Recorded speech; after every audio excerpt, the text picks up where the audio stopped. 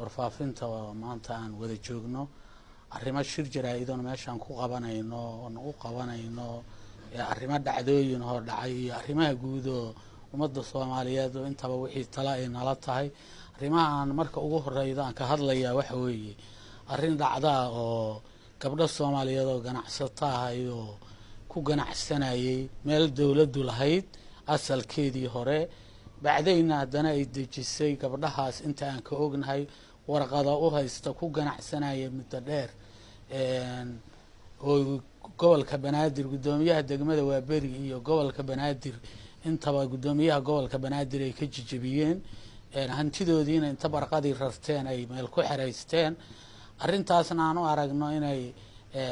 xeerka caalamiga iyo diinta islaamka inay wax ku fiican ayaan ahayn ay tahay arrimo booba haddii boobna dawladnimada kuma fiicna dawladdu waa tii dadkeeda u naxariisata dadkeeda daryeesha dadkeeda u tartiibisa qoftii qalad ka gasha oo ama maamul ahaan qalad uga gasha ama qof ahaan uga gashana inta xirta dadkeeda iyo wixii daba jooga kala tashata la maareeyo in hantida ummadda la rarto oo meeshii la doono la geysto in guryaha la jajabiyo la yiraahdo mataqaanaa mas'uuliyiin lagu jaa'ifeeyo dadka Soomaaliyeed dan yartaana lagu tunto oo aan danahooda iyo baahidooda la eegin arrimahaas oo isleenahay xaqul aadamiga iyo xaqooda islaamka midnaba kuma haboona ayaan waxaan rabnaa inaan in yar ka niraado gabdhahaas gabdho Soomaaliyeed weeye gabdho shaqaysta weeye dadka haddaan la rabin in la barakiciyo oo nolol loo diido oo kulli ay noqdaan mataqaana qaxooti haddaan la rabin waxaan isleeyahay arrintaas arrin ku habooneed ma ahayn gabdhahaas haddaan taas ka gudbo anigu gabdhahaas ayaan dhowr jeer qaraabanimo iyo macriif intaba aan arrimahooda uga hadlay iyo ka maamul ahaan iyo ka mas'uuliyad ahaan gudoomiyaha gobolka kala hadlay iyo gudoomiyaha degmada labadaba oon leeyahay war dadkaas mataqaanaa maantay howlo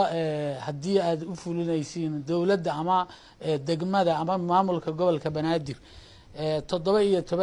17 degmo laamahoodii waa la degan dad Soomaaliyeed degan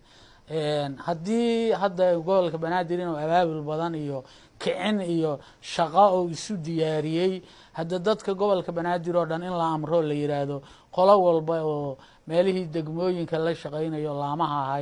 haysataa diyaar garowdo oo ha ka guurto muddo intaas la eg ha ka qaadato qoladii degan wixii ka dhex yaala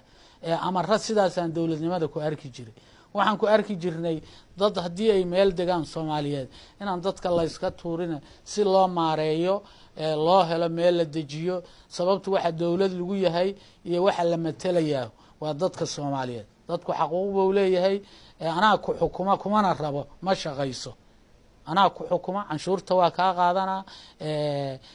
waajibaadkii dawladnimo waa ka raba adigana xaquuqdaada ma rabo ma shaqayso annagoo mas'uuliyiina waxaan ka hadlaynaa in la tixgeliyo kama muuqato ma diidanin dawladnimada ma diidanin adeegeeda waxa dhacaya in dawladnimadu ku shaqaydo waaxiyaha iyo mataqaanaa degmada iyo gobolka intaba waa u aragnaa qaabkii lagu shaqay jirana wuu ahay laakiin shaqana kama muuqato maalin walba dadkeena Soomaaliyeed waa dhinta wariya dhimana waxa dhimana saraakiil waxa dhimana shaqaale rayidka dawladda waxa dhimana mataqaanaa shacabkii intaas in la difaaco loo naxariisto dawladnimadu u naxariisto dawladnimadu ilaalido mar walbana waa ka hadalna waana qabna waa dawladnimada iyo shaqadeeda aniga is ilaalinaya dadkayga shaqo ku melihi ama dan ka melihi maalin walba la dilay shaqo ma qaabkii abaabulka qaabkii degmooyinka loo kici lahay qaabkii booliiska iyo nabad sugidda iyo hay'adaha dawladda ula shaqay lahaayeen qaabkii shacabka loo abaabuli lahay oo la dhiilay waxaan rabnaa inaan noola shaqeyno qaababka noocaasa dawladda inay la timaado waa ka sugay waxay u baahato haday guryaheena iyo hantideena u baahato waa dawlad iyo shaqadeeda canshuurtuba waa hantida dadku leeyahay mataqaanaa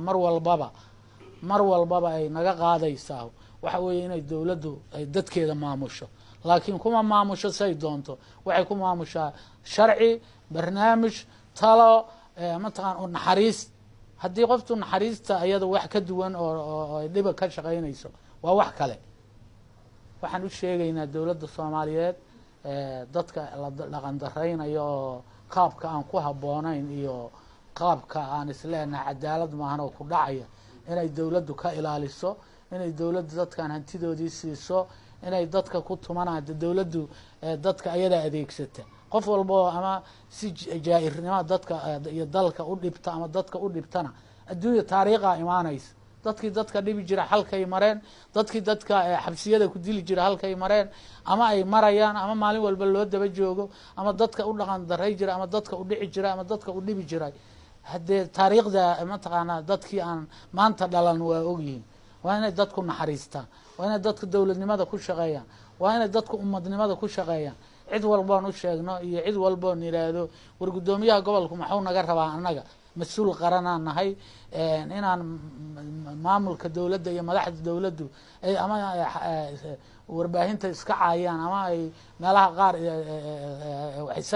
isaga jaa-ifeeyaan wayla xunta waana ka gaabsanaya haddana waa rabaa inaan wax badan dib uga dego sababtu wax badanaa naga dhexeeya laakiin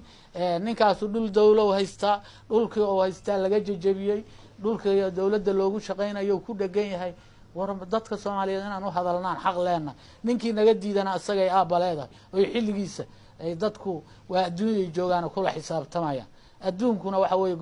globalationaa la jiraaho waxa weeye ama dadka soomaaliyeeda cadaalad ka samayn doona ciddii dadka ku xadgudubta ama caalamka ka samayn doono dadka maalin walba maxkamad caalamiyu xiraan dad ummaday dhib u geystaan waxaan leenaha dadka dhibaya ama dadka ku durdurinaya oo mas-uuliyadda qarankoo loo dhiibay kula durduranaya ha ka ilaalisheen oo ha ka daayeen oo in lala xisaabtamayo oo ama dawlad la xisaabtanta iyo sharci la xisaabtama la helayo ama mataqaanaa ilaahay la xisaabtamayo ama ummada la xisaabtama ilaahay keeni karo intaba inay ku xisaabtamaan waa kula talinaa aniguna waxaan dadka soomaaliyeed iyo mas-uuliyiinta soomaaliyeed iyo dadkana dhegaysanaya intaba u sheegaya anigu dhulkaas dhul dawladdana weligay ma degin oo ma xoogin mid soomaaliyeeda shacab leeyahana ma xoogin haddii dadka soomaaliyeeda la weydii doonaa ama dhegaysanaya mataqaanaa hay-adaha warfaafinta dhihi doona anigoo intaas ii geysta ama anago intaas iga dhacay annagu waxa weeye dadka soomaaliyeed inuu wada noolaadaan jecelnahay inaan qaran dadkooda ilaashada noqonaan jecelahay in dadka soomaaliyeed loo adeegaan jecelahay in mas-uuliyadda qarankoo la haysto inaan la iska haysana dadka mas-uuliyadda la haysto wakiilnimada inay tahay baan aaminsanahay haddii waxaan dawladdeenana u sheegaynaa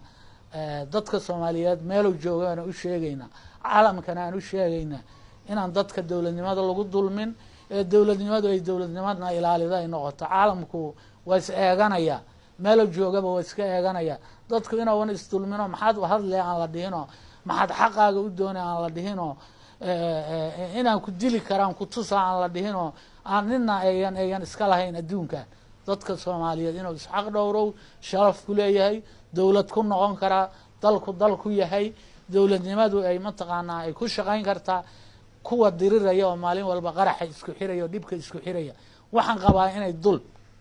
dulmi oo u geysta xaajada nina inay isku xirto biraholcaya iyo naar ayadu adduunka isku gubto soomaaliya hore uga maamaadooda waxaa la yidhi nin ciil cadaabow ka doortaa haddii lagugu dulmiyo xukunka lagugu awood sheegto lagugu xiro oo lagugu dulmiyo o lagugu dhaco inaad inta ismiinaydo ninkii ku dhacay iyo wixii ku aadanba aad tiraahda nimayo dad maanta isku miinayda ninkan rag waa ka suuro gasha waxaan isleeyahay dhaqamada hadda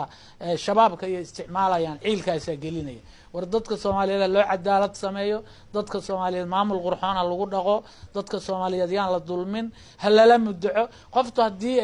inay gar leeda isu aragto haddii lala mudaco gardarrada waa la gaarsiin karaa in inta la xiro la yidhaahdo dadkan yaa ka wakiilo ama gabdhahaan alaabtooda naga guro ama naga wada dadka ehelka u inta yimaadeen inay gar qaadanayaan laakiin in inta dawladda u tashato mar gurigooda ka xirto ilmahooda biil-aan ka dhigto mar alaabtooda inta rarato ay meel ku xirato